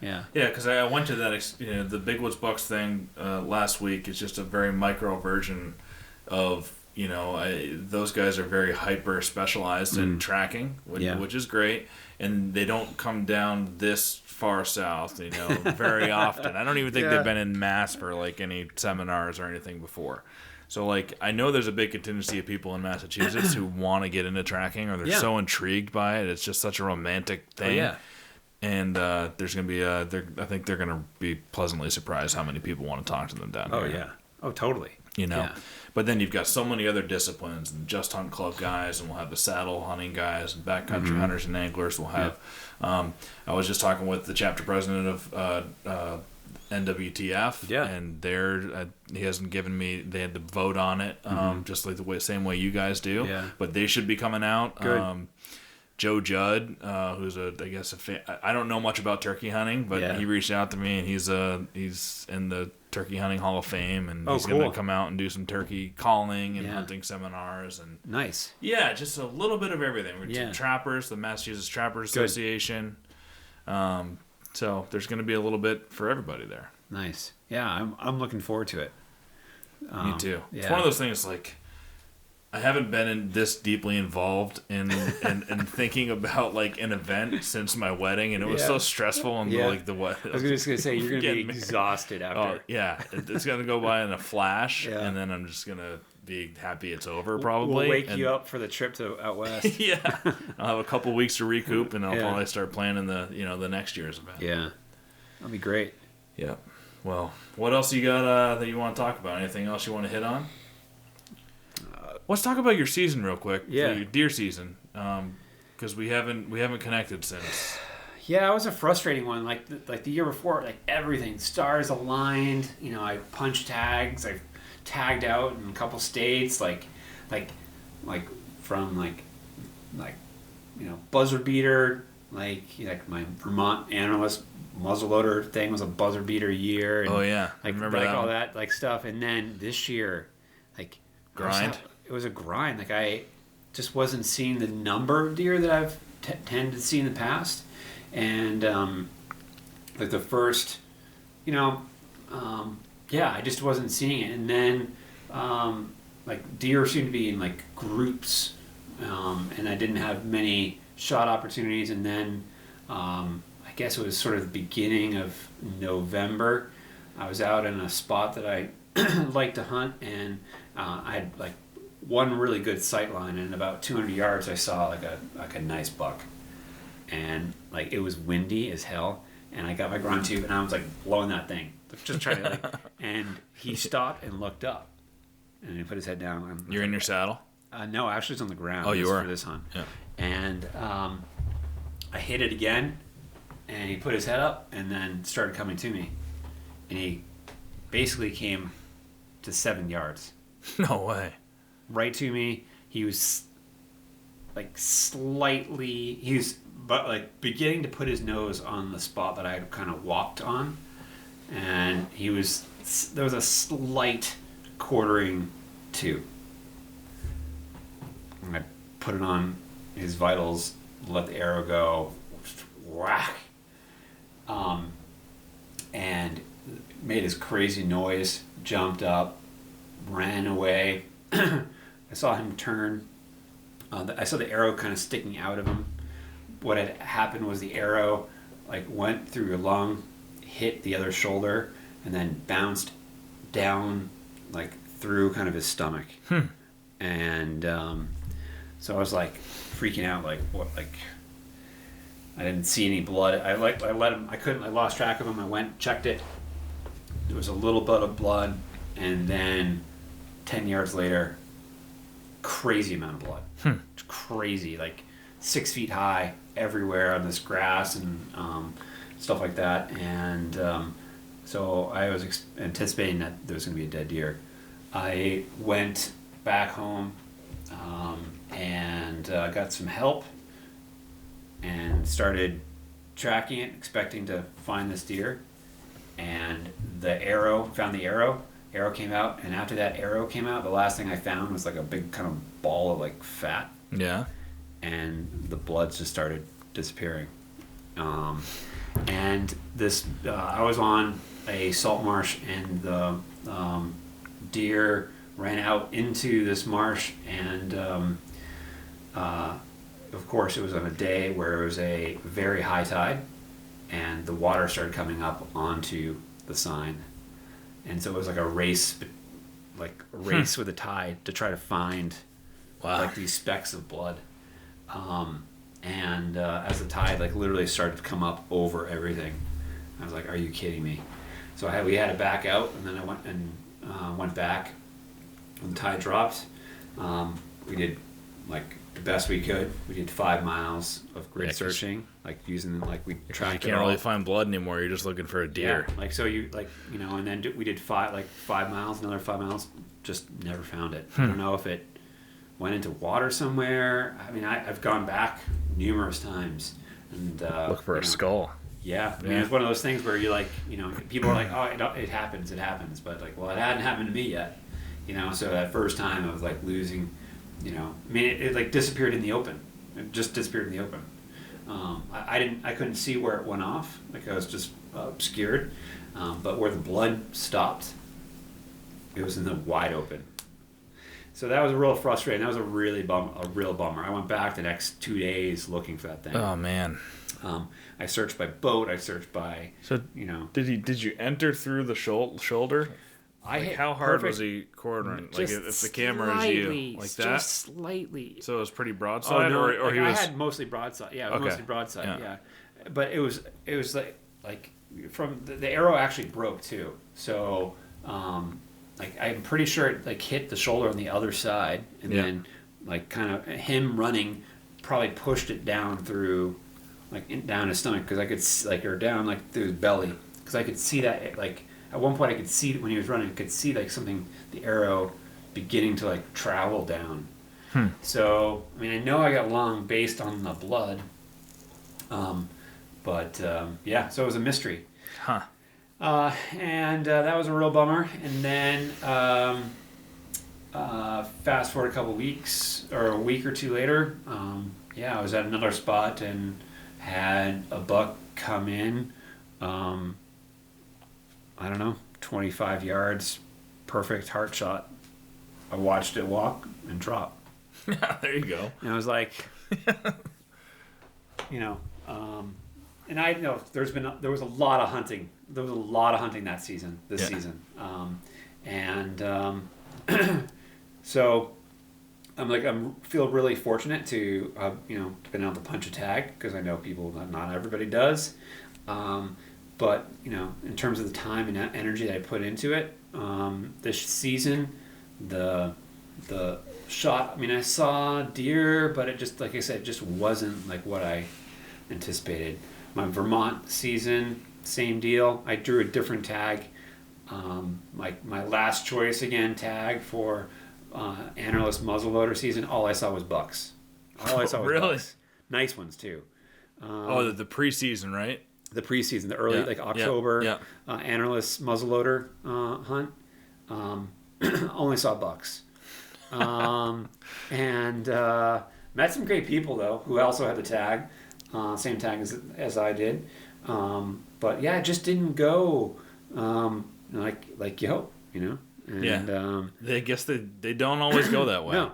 No. And but it was like so that buck that I did kill, it wasn't like it's just like a 4-point, like this little. I decided to do the Euro. Yeah. And so, like normally, like the guy he used to process sometimes, he always because he was always telling me, he's like you pass too much, like you just, because he's like, you're still new, you got to shoot deer, and so he made the joke, he's like, you're not passing anymore, are you? I'm like, this is all I got. And I'm like, I want a Euro on this thing, so let's get that done.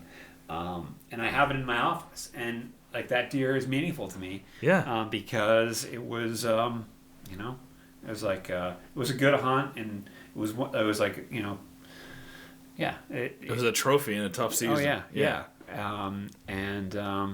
And the backstrap beat out a moose backstrap. So, heck yeah, it did. Yeah. Fantastic waterfowl season. Like I got I've been doing the waterfowl thing for like 3 years now. The last 2 years got into it serious. Huge level up. I hunted a lot, and like that season's great because it goes into February basically with Canada's, and I live on the coast, so coastal zones is for ducks is open till mid-January, and hunted all over, a lot of ducks, and so that was great. Learned a lot there, let's see, into this season, shot a turkey on Monday. Nice. Yeah. I went down to Virginia last week for a family wedding. So your year is off to a good start. Yeah, year's off to a good start. And I went down to Virginia. And while I was down there, I had a few mornings where I could get out and hunt. Got my butt kicked. Man, there's some stories from that. But Virginia public land, it's craziness. In the mountains? In the mountains. Yeah. And right up against Shenandoah National Park, this big WMA there, and I was hunting in that, had an opportunity, had a guy come in. I was working some birds that were coming to me, like closing distance, and this guy snuck in and shot one. So that was a tough one. And the next day it was like woods were crowded. People from You were all calling over. for him, huh? Apparently, Yeah, that's what you thought. he had to have known that I was there, but it was just one of those things. Yeah. And then the wedding Saturday, Sunday I drove home, got caught in traffic. 13-hour drive. I rolled into the driveway at 12:45 Monday morning. A few hours sleep. Took the kids to school. I was like, what the hell? I'm gonna pop in, pop into the woods. Like normally, I love to be like in the woods when the sun's coming up. Yep.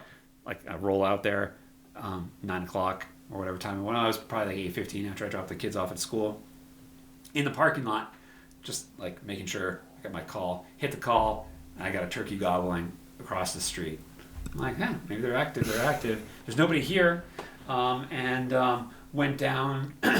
That bird was not going to cross where it was legal, so I decided to go someplace else. Made a few stops, and on my way, kind of like as I was working my way out, I hit the call again, got a gobble. I'm like, all right, like this bird wants to play, and he had actually, I have a fat bike that like I have rigged up for hunting and fishing when it's fishing season. So like my whole setup, I can for deer hunting too. Like I can ride my bike if the place is like conducive to that, so I can cover more distance. And so like I was kind of going on this trail, calling and stopping, and this That's cool. And so this bird responded, and before I could stash my bike, he had started making his way to me, and I hadn't realized that because I rode to where I last heard him, and called, and he was back where I was. So I was like, I don't know if it was going to come back. I went into the woods, and it was really thick. I had brought a decoy, set up the decoy, and he started closing the distance. And it was, like I said, it was thick. He was going to have to come around a little thicket of brush. He was going to come from the left or the right. He came from the left, which was good. And he probably would have come in all the way to the decoy, but I wasn't going to take any chances. On some guy sneaking in there and picking him off. I knew I was there by myself at that point. Yeah. But it was an awesome hunt, and I shot him at like 25 yards, and I was in the office by 9:40. Yeah, So, how awesome is that, dude? Yeah, I couldn't believe it. I was like, this is amazing. See, as much as I like to, and I know you do, get up early and watch the sun come up, you don't have to. No. That story is awfully Yeah. close to that second buck I got last year. So that's you just have to take advantage of the time you have. And that's the lesson I think there. And sometimes don't overstress yourself to do it. You know, I know you if you really want one, you really want get a deer, you really want a turkey, whatever, you can really pound it and work hard for it, and that's fine if you can. But then you do get overstressed a lot. Dude. Oh yeah, just overdoing yourself. And I remember that feeling, waking up that morning, just being like, I'm not gonna, because I just got back from Vermont, where this dude shot the biggest buck on our camp road in recent memory, and he rolled into the woods at 9:00 and shot it at 9:15. Yeah, and he was just like, kind of in a drunken stupor, saying, "You don't have to, you don't have to roll out of bed, and just, don't kill yourself over it." And so that very next day I got home, it was the Monday after I came back on Sunday, and it was that Monday I was like, I'm not going to kill myself and get in the woods super early this morning. I'll take kids to daycare and then hunt. Yeah. It works out sometimes. Yeah. So, I think you have to take advantage of the time you've got, and maybe, if I definitely have a propensity to, work hard and grind, and you think, if you just keep grinding, it's going to pan out, but sometimes you just have to, step away for a little bit. Reset. Yeah. And that's I'm if I was to describe myself as a hunter, I would definitely say archery, deer hunter primarily, number one. But to be able to go chase ducks for a day or two, totally sets me up for a better deer hunt. Because then I'm ready to go. As opposed to, I think I don't know, it was one of your podcasts or someone was talking about they were about to, they got down from the tree or something like that, and then they had deer come in, and because there was still legal light, but they were just so burnt out. Yeah, I think it was the Rhode Island. Yeah, the Rhode Island guy. Yeah. So I was like, oh yeah, I've fought that urge. Even though it's just 10 more minutes, and they were like, nah, I'm done. Yeah. Yeah, that was the big one that came in that he injured. Yep. Yeah. So yeah, it's definitely a mental definitely a mental aspect to it, which again, like since the time I've spent hunting, like one of the things that I've always been amazed is how the hell we have survived as a species. It's not easy. It's not easy. Yeah. You know. So yeah. Cool. Well, tell people how to get involved in Backcountry Hunters and Anglers, and how to get in touch with you. Sure. So Backcountry Hunters and Anglers, we're on, well, the New England chapter is on Instagram. You can find it at you can find our chapter page at backcountryhunters.org, our website. Membership starts at like $30. And it definitely goes a long way. Of course, we'd love to have you just as a paying member, but to be involved in the community, to help out at habitat improvement projects, or to come to some of our social events or whatever. Like that's fantastic.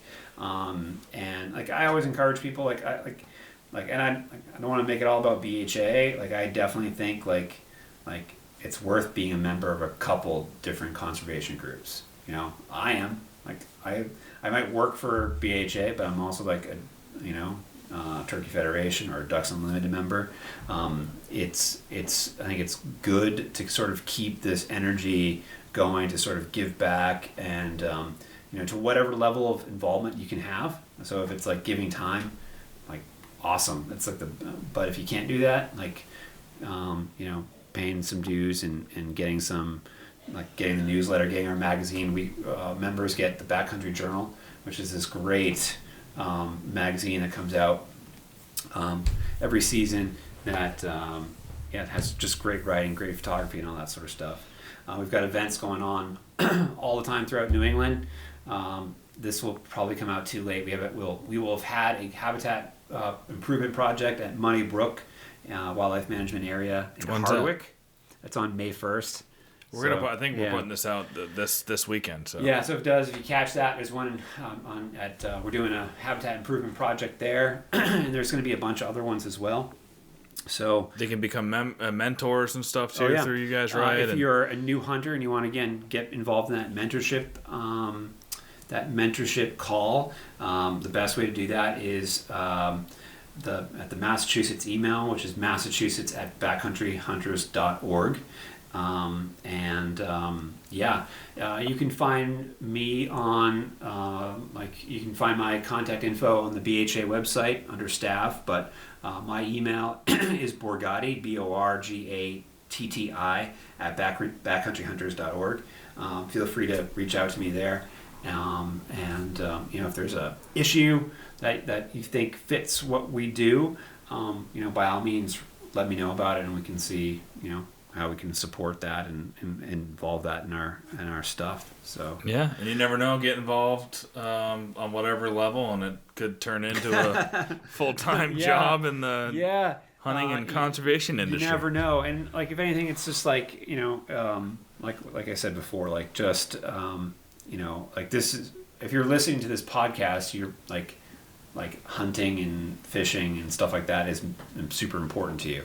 So like if it's important to you, let's like we got to show up in that. Yeah, we got to show up because as we talked about early on, there's a lot of people who are showing up in opposition. Yep. So I don't want I don't want to cite ring the alarms, but like it's like another real good reason to do it, and the reason I got involved in the beginning was honestly because of all the awesome experiences that I've had, excuse me, fishing and stuff, time in the outdoors that I want my kids to have and their kids to have. Yep.